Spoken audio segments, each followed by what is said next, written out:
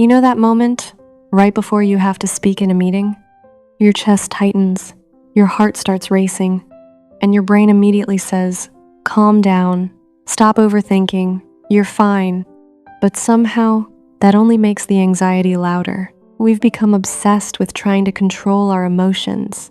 There are breathing exercises, meditation apps, affirmations, morning routines, entire books promising to help you beat anxiety. Yet millions of people still wake up every day feeling trapped inside their own minds. Maybe the problem isn't that we're bad at calming ourselves down. Maybe we've been chasing the wrong goal all along. Because over 100 years ago, a Japanese psychiatrist came to a conclusion that sounded almost absurd. He believed anxiety wasn't the enemy, trying to get rid of it was. His name was Shoma Morita, and the method he created is still practiced today. So why did he reject almost everything people believed about anxiety? It starts with a simple question. Think about the last time someone told you to relax. Did it actually help? Or did it make you even more aware that you weren't relaxed? There's a reason for that. In the 1980s, psychologist Daniel Wegner ran a famous experiment.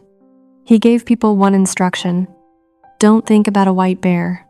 Almost everyone immediately pictured one. The harder they tried not to think about it, the more impossible it became. Psychologists call this the ironic process. The harder you fight a thought, the harder your brain clings to it. And anxiety works the same way. Every time you tell yourself, I shouldn't feel anxious, your brain quietly replies, then let's check if we're still anxious. And suddenly, that's all you can think about. Without realizing it, you've turned your own feelings into something that has to be defeated before life can continue. That's exactly what Shoma Morita began questioning over a century ago. And what he discovered completely changed the way he treated anxiety.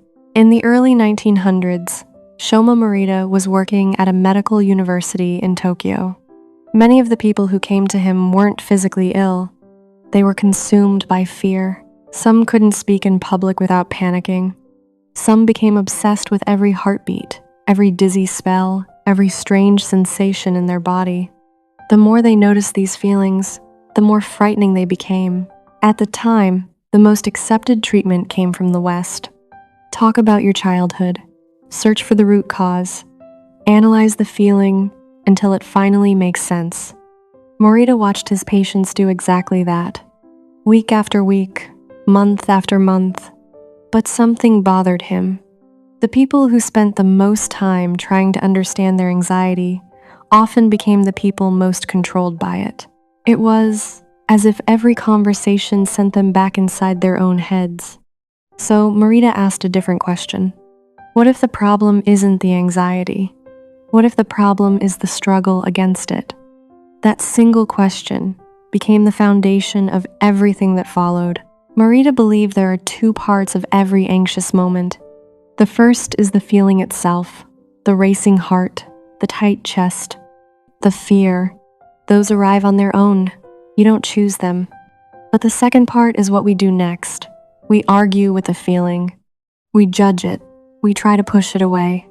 We wait for it to disappear before we start living again. And according to Morita, that's where suffering begins. He called his philosophy Arugamama. It means accepting reality exactly as it is. Not because you enjoy it, not because you've given up, but because reality doesn't change simply because we refuse to like it. If it's raining outside, you can complain about the weather all day. The rain still falls. Anxiety is much the same. It arrives without asking permission. You may not want it there, but fighting its existence only keeps your attention locked on it. Morita's answer wasn't to make anxiety disappear. It was something far more radical. Let the feeling exist and keep moving anyway. This is where Morita's approach becomes uncomfortable, because everything in us wants to wait. We tell ourselves, I'll make the call once I feel confident. I'll speak up once I'm less nervous. I'll apply for the job when the fear goes away. It sounds reasonable, but Morita believed that habit quietly hands control of your life to your emotions. Think about it. The presentation still starts at 9. The interview still happens. The difficult conversation doesn't disappear because you're anxious. Life keeps moving. The only question is whether you'll move with it. Morita never asked his patients to become fearless. He asked them to stop treating fear as a stop sign. Imagine you're about to give a presentation. Your hands are shaking. Your heart is pounding. Your mind is screaming, "Not today." Most of us think success means making those feelings disappear before we walk onto the stage. Morita would say something completely different. Walk onto the stage with the shaking hands. Speak with the racing heart. Finish the presentation while your mind is still whispering doubts, because the goal was never to eliminate anxiety. The goal was to stop letting anxiety decide what you're allowed to do. This is why his therapy often surprised people. Patients weren't praised for feeling calmer. They were praised for taking the next meaningful action, even if they felt terrified while doing it. Over time, something unexpected happened. The anxiety often became quieter, not because they fought it, but because they stopped giving it the starring role. It became just another passenger in the car, still there, still making noise, but no longer holding the steering wheel. So here's a question worth asking yourself. What's one thing you've been postponing? Not because you can't do it, but because you're waiting to feel ready. If one comes to mind, leave it in the comments. So how do you actually use this today, without a Japanese hospital and a 100-year-old doctor? The next time anxiety shows up, resist the urge to fix it. Instead, try what Morita would have asked. First, name the reality. Not the story, just the reality. I'm anxious about this meeting.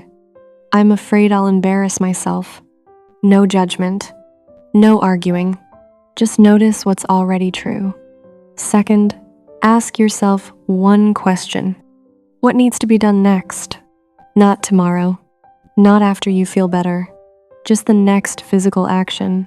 Open the laptop, dial the number, walk through the door, raise your hand. Keep it small, keep it concrete. Then comes the hardest part. Do that action while the anxiety is still there. Not after it fades. Not after you've convinced yourself everything will be okay. While your heart is still beating faster than you'd like. Because action doesn't require the absence of fear. It only requires a decision. At first, this feels completely backwards. Your mind will insist, wait until you feel ready. But Morita believes something most of us never consider. Readiness is a feeling, action is a choice. And only one of those is under your control.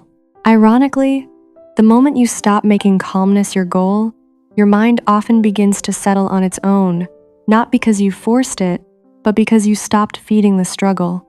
The anxiety may still visit. Some days it will arrive quietly. Other days it will arrive loudly. Morita never promised a life without fear. He offered something far more valuable, a life that no longer waits for fear to leave before it begins. For most of us, anxiety feels like a warning. It says, "Don't do this. Something is wrong. Wait until you feel better." But Shoma Morita saw it differently. He believed anxiety is often just a sign that something matters to you. You feel nervous before a presentation because you care about doing well. You feel anxious before telling someone you love them because the relationship matters. You feel fear before taking a risk because the outcome has value. The feeling itself isn't proof that you should stop. It's proof that you're moving towards something meaningful. Maybe that's why Morita's ideas have survived for more than a century. Not because they promise a life without anxiety, but because they remind us that life doesn't have to wait for perfect emotions.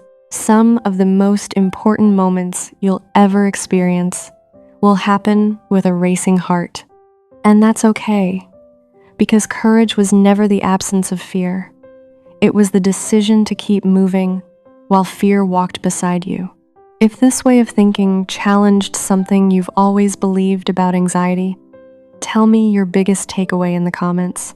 And if you're fascinated by timeless Japanese ideas that quietly change the way we think, live, and find peace in the modern world, subscribe and join me for the next one. Until then, Keep moving forward, even if your heart is still racing.